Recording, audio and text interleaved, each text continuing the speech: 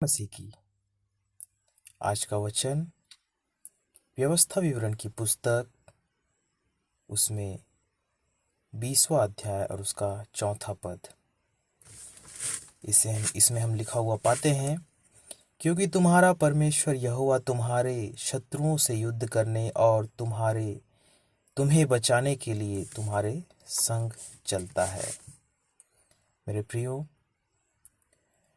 व्यवस्था विवरण की पुस्तक मूलतः इजरायलियों के लिए उनके जीवन जीने में हर दिन के कामों में और विवाह संबंधी, युद्ध संबंधी, परमेश्वर से प्रार्थना, क्षमा पाना, इन सब के बारे में कुछ परमेश्वर के द्वारा कुछ नियमों को तय किया गया था, उसके बारे में व्यवस्था विवरण की पुस्तक है।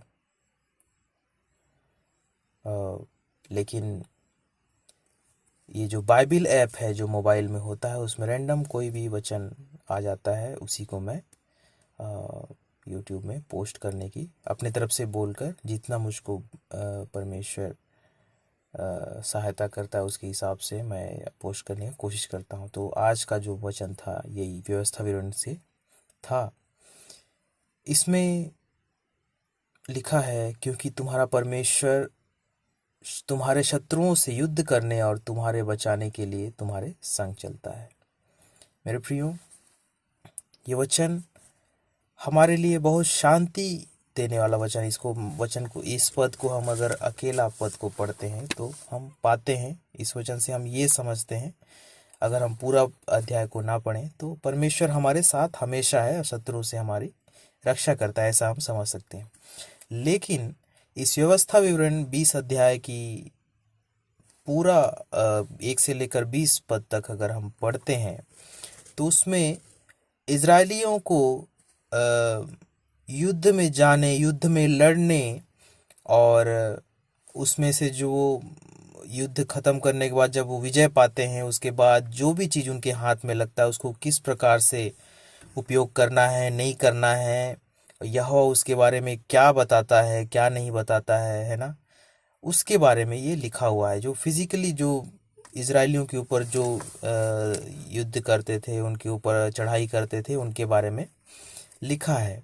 लेकिन मेरे प्रियो, अभी हमको फिजिकली जैसे इजरायली लोग लड़ाई लड़ते थे, ऐसा तो हमको लड़ाई लड़ने का ज़रूरत कुछ भी नहीं है। यहाँ तक कि हमको किसी के विरोध में हथियार उठाने का भी ज़रूरत नहीं है, क्योंकि हमारी ओर से लड़ने वाला प्रभु यीशु मसीह है। परमेश्वर हमारी ओर से लड़ने वाला है।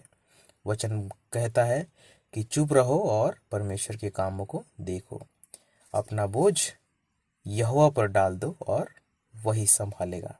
हम इस नियम को लेकर चलने वाले हैं। हम परमेश्वर की शांति को फैलाने वाले, हम युद्ध करने वाले नहीं हैं मेरे प्रियो।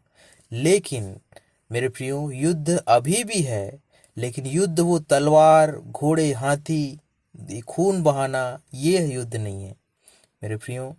अभी हमारा आत्मिक युद्ध है। आत्मिक युद्ध कैसे? जो लोग परमेश्वर से दूर हो गए हैं, संसारिक जीवन जी रहे हैं, उनको आत्मिक जीवन के लिए प्रेरित करना, परमेश्वर का वचन बताना और शैतान के भरमाए जाने से बचना, ये हमारा युद्ध है मेरे प्रियो। इसीलिए नया नियम में लिखता है, शैतान से लड़ने के लिए हमें कुछ कुछ चीज़ों की ज़रूरत है ना। वचन की तलवार और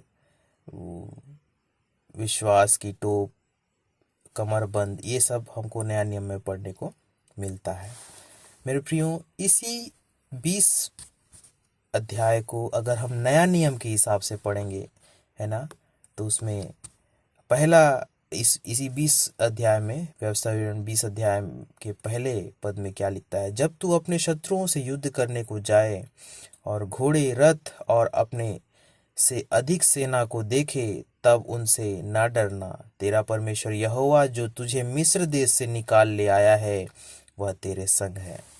मेरे प्रियो, यहाँ पर तो असली सेना के बारे में लिखा है और इजरायलियों को जो तलवार भाले इनसे लड़ते थे उसके बारे में लिखा है। लेकिन हम नया नियम के हिसाब से पढ़ेंगे तो हमको तलवार वगैरह तो किसी के विरुद्ध में उठाना नहीं है, प्रेम से हमको हर चीज़ को जीतना है। तो इसके बारे में अगर हम पढ़ते हैं तो लिखता है ना, शत्रुओं से युद्ध करने को जाए और अपने से अधिक सेना को देखे तो ना डरना। मेरे प्रिय, उसी प्रकार से हम जब प्रतिदिन का जीवन जी रहे हैं, मसीह में हम चल रहे हैं, तो प्रतिदिन हम शैतान से युद्ध करते हैं। शैतान हमसे प्रतिदिन उलझने का कोशिश करता है, कोई ना कोई हमारे में कमी ढूंढने का कोशिश करता है। अगर कमी मिलता है तो हमारे ऊपर धावा करके हमको परास्त करके जीत लेता है मेरे प्रिय। लेकिन उससे बचने के लिए हर दिन हमें एक सैनिक जो अभ्यास करता है ना, एक घोड़ा को जिस प्रकार से अभ्यास कराया जाता है, एक तलवार को हमेशा है ना देख रेख किया जाता है, जंग लगने नहीं दिया जाता। अपना जो भी हथियार है उसका हमेशा देख रेख किया जाता है और उसका जिस प्रकार से अभ्यास किया जाता है उसी प्रकार से हमको भी एक सैनिक की तरह ही, लेकिन आत्मिक सैनिक की तरह हमको अभ्यास हमेशा करते रहना है। हमें क्या क्या अभ्यास करना है मेरे प्रियो, है ना। हमें सबसे पहले डरना नहीं है। डरना नहीं है इसका मतलब ये नहीं है कि लोग हमारे ऊपर चढ़ बैठ रहे हैं, हो ऐसा है भी, है ना, चढ़ बैठ रहे हैं हमारे ऊपर।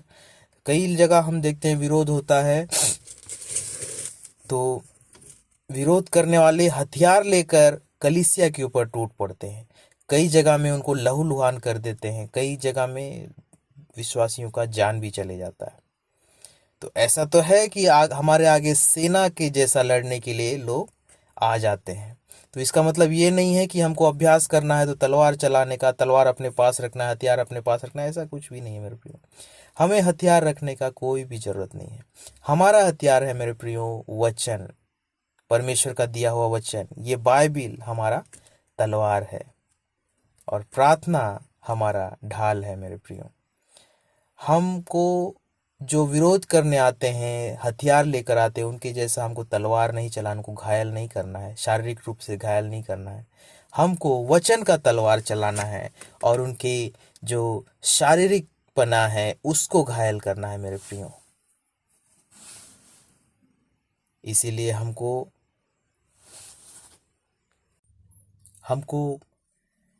नया नियम में जैसा बताया गया उस प्रकार से वचन की तैयारी करना है, प्रार्थना की तैयारी करना है, परमेश्वर की आवाज़ को सुनने का तैयारी करना है।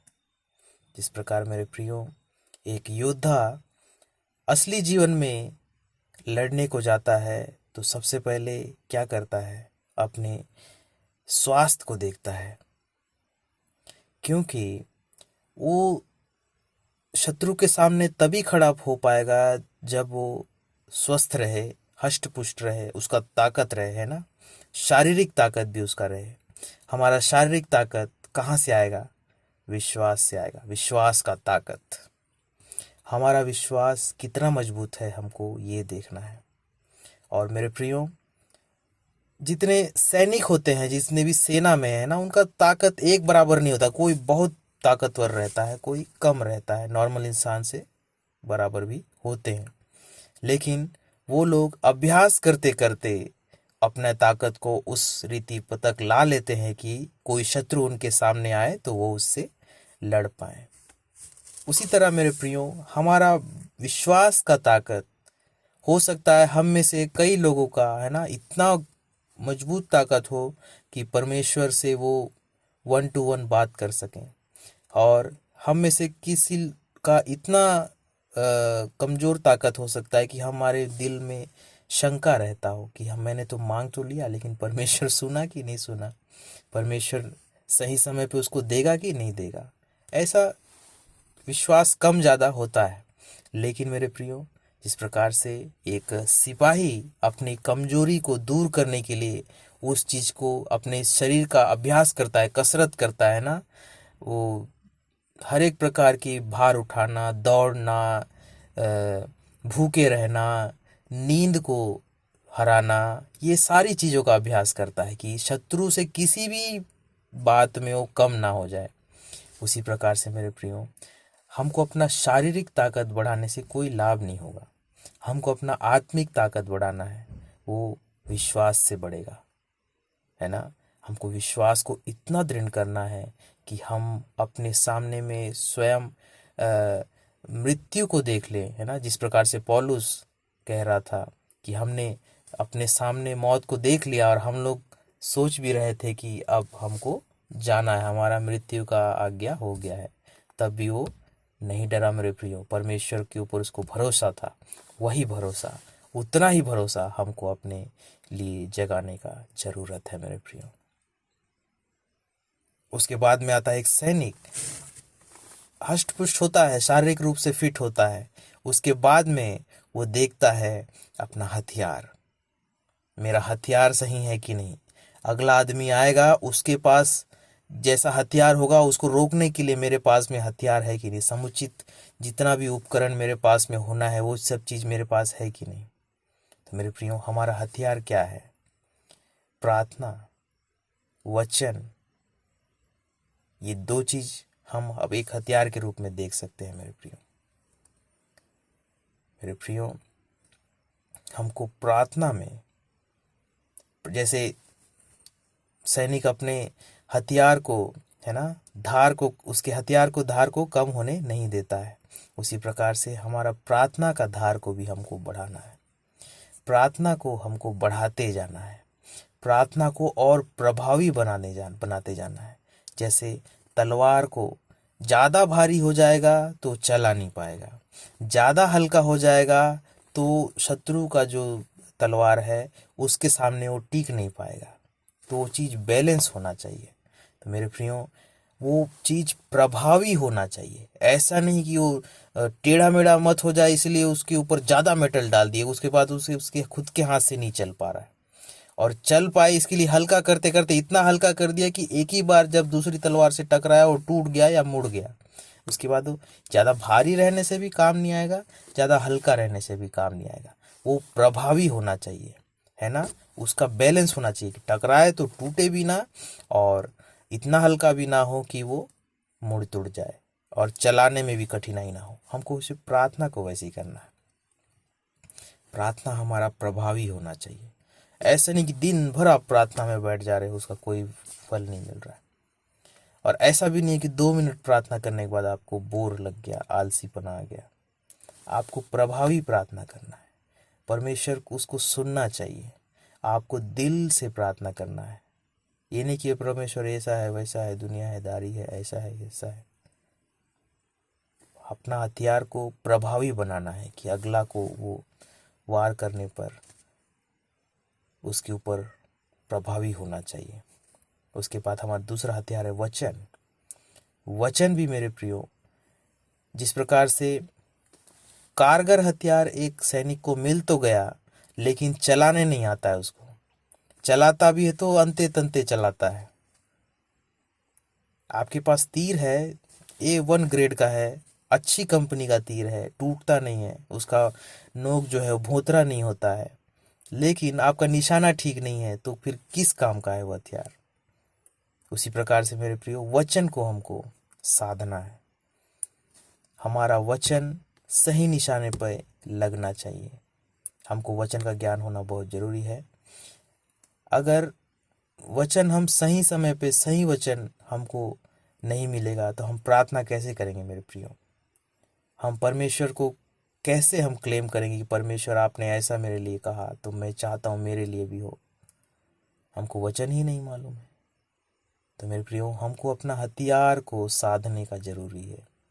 प्रार्थना हमारा मजबूत होना चाहिए, वो अपना हमारा शत्रु के ऊपर में प्रबल होना चाहिए। हमारा हथियार A1 ग्रेड का है लेकिन हमको चलाने नहीं आता है ना, उसको हमको चलाने का मतलब, है ना, होना चाहिए कि हमको उसे चलाने नहीं आएगा। हमको कितने भी उच्च अच्छा हथियार क्यों ना हो, हमारे लिए फिर वो कोई किसी काम का नहीं है। इसीलिए मेरे प्रियो, हम अपने हथियारों को अच्छी रीति से प्रयोग करें, उससे अभ्यास करें, ताकि हमारा जो आत्मिक युद्ध है हम उसमें जीत जाए। उसके बाद मेरे प्रियो, सारा काम हम अपने परमेश्वर के ऊपर सौंपते हैं। मेरे प्रियो, ये सारा चीज़ करने के बाद परमेश्वर हमारे लिए लड़ने वाला है। परमेश्वर हमारे लिए सारा कुछ काम करेगा।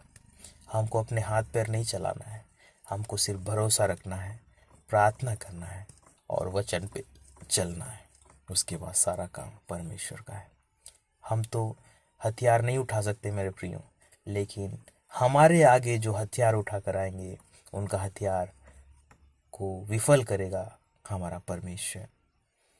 हम तो दूसरे को घायल नहीं कर सकते मेरे प्रियो, हमको ये चीज़ का आज्ञा नहीं है, लेकिन हमको जो घायल करने आएगा उसका हाथ पैर भी नहीं चल पाएगा, वो उसको रोकेगा हमारा परमेश्वर।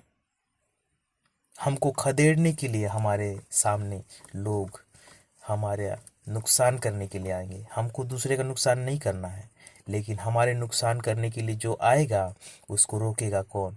हमारा परमेश्वर। मेरे प्रियो, हमारे व्यवस्था विवरण 20 अध्याय को हम आज देखते हैं। उसी में का वचन आज रैंडमली हमारे सामने आया, लेकिन उसमें असली जो युद्ध था उसके बारे में बताया गया। लेकिन मेरे प्रियो, हमें असली युद्ध अभी तो करना नहीं है, हमको आत्मिक युद्ध लड़ना है परमेश्वर की सहायता से। उस समय क्या है, सैनिक अपने हथियारों पर निर्भर होता था, हमें वचन पर और प्रार्थना पर और अपने विश्वास पर निर्भर रहना है। हमारा प्रार्थना अच्छा होगा तो परमेश्वर हमारी सुनेगा और हमारी ओर से खड़ा होगा मेरे प्रियो। चाहे अपनी ओर से, जिस प्रकार से यहाँ पर लिखा है पहला में 20 में, जब तू अपने शत्रुओं से युद्ध करने को जाए और घोड़े रथ और अपने से अधिक सेना को देखे तब उनसे ना डरना। मेरे प्रियो, हम जब खड़े होते हैं हमारे विरोध में, शैतान हजारों लोगों को चाहे क्यों ना भरमा दे, हमको उससे डरने का जरूरत नहीं है। जो हजारों लोगों को शैतान ने भरमाया है, हमारे विरुद्ध भड़काया है मेरे प्रियो, वो हमारे ही भाई बहन है ना। वो ज्ञान नहीं होने के कारण हमारे विरोध में खड़े हो गए हैं। लेकिन मेरे प्रियो, जिस परमेश्वर ने मिस्र में फिरौन के मन को बदला, वो आज भी उतना ही कारगर है। वो हमारे विरोध में खड़े होने वाले भरमाए हुए लोगों का मन बदलने में सक्षम है। उनका मन यहोवा ऐसा कर देगा कि वो जो शत्रु है, हमारा शैतान है, उसके विरोध में फिर से उसको खड़ा कर देगा मेरे प्रियो। हमको कुछ करने का जरूरत नहीं है। यहाँ पर लिखा है न तब न डरना, और लिखता है तेरा परमेश्वर यहोवा जो तुझको मिस्र देश से निकाल कर ले आया वह तेरे संग है। मेरे प्रियो, परमेश्वर हमारे संग है। हम प्रार्थना करें, वो प्रार्थना को सुनता है। हम दुहाई दें, वो दुहाई को सुनता है। हम जब भी कठिनाई में पड़ते हैं तब वो हमारे साथ होता है। वचन बताता है कि जब मैं कमजोर होता हूँ उसी समय मैं सबसे शक्तिशाली होता हूँ। कैसे? क्योंकि मेरी ओर से परमेश्वर लड़ता है। मेरे प्रियो, आज के वचन को फिर से एक बार हम देखते हैं। क्योंकि तुम्हारा परमेश्वर यहोवा तुम्हारे शत्रुओं से युद्ध करने और तुम्हें बचाने के लिए तुम्हारे संग चलता है। तुम्हारे शत्रुओं से युद्ध करने के लिए तुम्हारे संग चलता है, तुम्हें बचाने के लिए तुम्हारे संग चलता है। मेरे प्रियो, ये कितनी ही मनोहर बात है कि हमको अपने हाथों से कोई तीर तलवार भाला हमको नहीं उठाना है। सब कुछ करने वाला हमारा परमेश्वर है। पूरी सृष्टि को बनाने वाला परमेश्वर जब हमारे साथ हो जाए तो हमारे सामने कौन खड़ा हो सकता है मेरे प्रियो। इसलिए आज की परिस्थिति को देखकर मन में एक घबराहट आता है ना। हम मनुष्य हैं, हमारा मन कभी कभार बहक जाता है मेरे प्रियो। घबराहट आना स्वाभाविक है। मनुष्य का हृदय कमजोर है, लेकिन हमारा परमेश्वर कमजोर नहीं है। हम अपने विश्वास को, जिस प्रकार से एक सैनिक नॉर्मल होता है, वो अभ्यास कर करके नॉर्मल से बहुत ही ज़्यादा शक्तिशाली हो जाता है, उसी प्रकार से हम विश्वास को अभ्यास कर करके बढ़ाना है। हमको भी शक्तिशाली होना है। हमको हमारे हथियार को साधना है ना। और हमारा हथियार जंग खाने ना पाए, इसीलिए हमारा हथियार जो प्रार्थना है, हमको प्रार्थना करते रहना है। जिस प्रकार से तलवार पे धार लगाते रहते हैं कि उसका धार खराब ना हो, उसी प्रकार से हमको प्रार्थना करते रहना है, हमारा प्रार्थना कमज़ोर मत होए। और हमको वचन को याद रखना है मेरे प्रियो, कि जिस प्रकार से इतने से अच्छा हथियार हमारे सामने क्यों ना हो, हमारे पास में क्यों ना हो, जब तक हमको चलाने नहीं आता तो वो हथियार एक मामूली डंडे के बराबर है।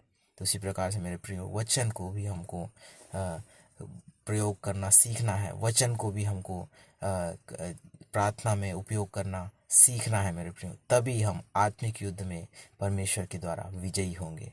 मेरे प्रियो, इस वचन को अपने जीवन में मनन करें। इस वचन से परमेश्वर की बातों को सुनने की कोशिश करें, परमेश्वर की आवाज़ को सुनने की कोशिश करें और इस वचन से आशीष पाएं। आप सभी को जय मसीह की।